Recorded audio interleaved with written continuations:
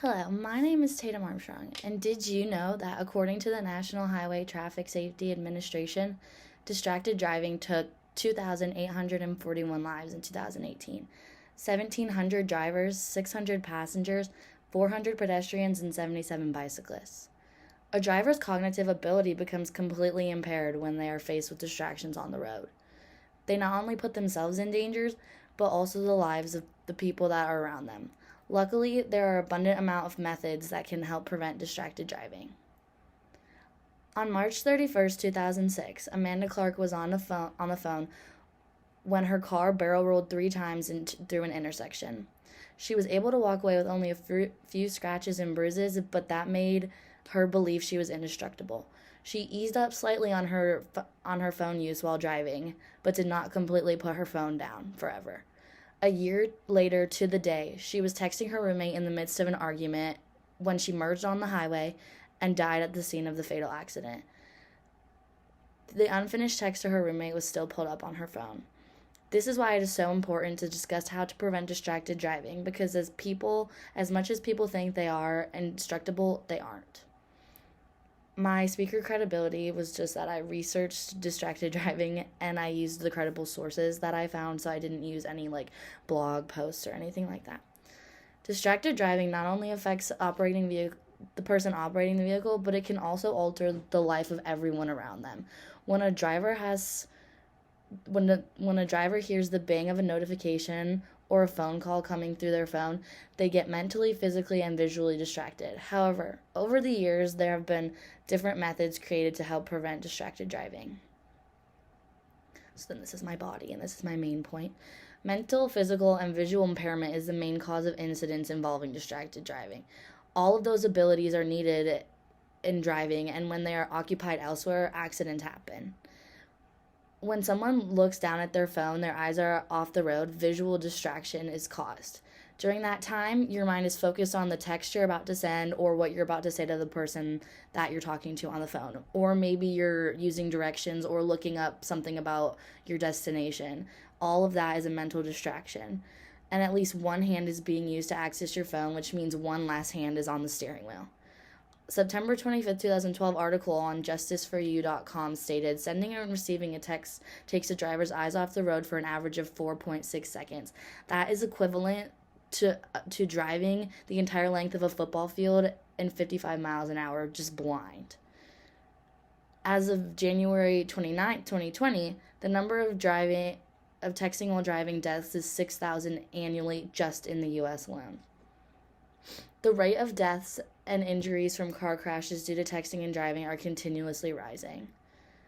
Now that the dangers of distracted driving have been made clear, here are some ways that have helped people put a stop to distracted driving.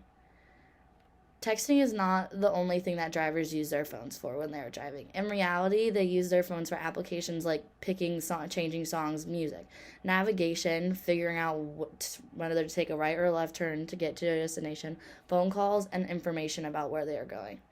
According to a study conducted on October 8th in 2018, the NHTSA, which I stated in the beginning is the National Highway Traffic Safety Administration, found that messaging while driving is 6 times more dangerous than drunk driving.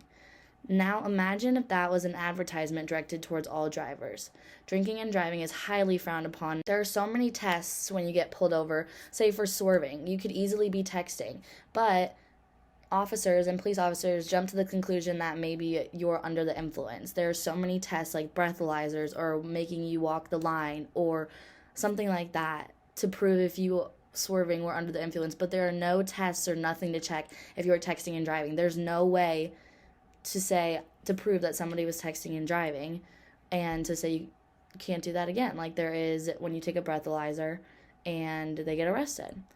So another way to decrease distracted driving is to create more laws and to make punishments more severe to help combat that behavior.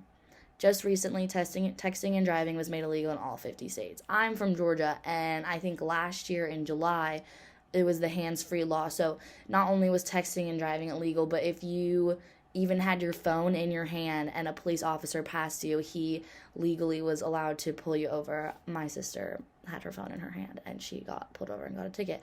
You can, however, have your phone mounted and you can press the buttons, like to say, figure out where you're going or something, but it has to be mounted. You can't have it in your hand. Which brings me into my next point. Another extremely easy fix to halt distracted driving is a phone mount in every car. I have a phone mount in my car. My sister had one. She doesn't have it anymore, hence she got a ticket for having her phone in her car. Mounting the phone up by the radio on the dash decreases the risk of a driver pulling their eyes off the road completely, even within seconds. Putting the phone that close to the dashboard allows the driver to have all their cognitive abilities focused on driving, but still with the little distraction of the phone.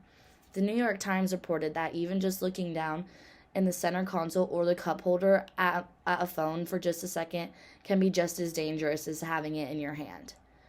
The National Highway Traffic Safety Administration found that in recent studies that tuning a radio, putting a CD in, or using other audio system controls has less effect on driving performances than having your phone physically in your hand.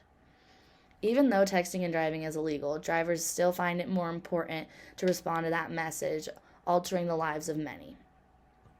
Point 3. Texting and driving affects not only the driver, but also the victims in the car and the victims in the other car around them, including family members and everyone involved. Like the statistic I stated at the beginning, 605 passengers, 400 pedestrians, and 77 bicyclists' lives were taken in 2018 by drivers who found their phones more important than other people's lives. Because of this, everyone's family members become directly affected and traumatized by the accidents as well. If the 2,800 people's lives that were taken in 2018 by distracted driving is multiplied by the average number of household in 2018, which was 3, that's another 7,364 people's lives that are directly affected. Somebody else that lost a family member because somebody was driving distracted. When someone is driving, they are not only responsible for themselves, but for the passengers in their car as well. My mom always tells my sister and me, it's not you that I'm worried about, it's the other people on the road. No matter how prepared and concentrated someone can be, someone that is driving while distracted can change everyone's lives in a split second. So this is my conclusion. A driver's physical, mental, and visual ability becomes completely impaired when they are faced with a distraction on the road. They not only put themselves in danger, but also the lives of the people that are around them. Because of the helpful ways that have been created to help prevent distracted driving, there is more hope that people can change their ways and put their phones down on the road. No message, notification, or phone call is ever worth taking your eyes off the road, even for a split second. As we've seen, 4.6 seconds is the length of driving a football field at 55 miles an hour. If a driver has to use their phone, take a few minutes to pull to the side of the road, or simply wait till you arrive at your destination to respond. It shouldn't be that important. That notification is not more important nor worth their own or anybody else's lives. Thank you.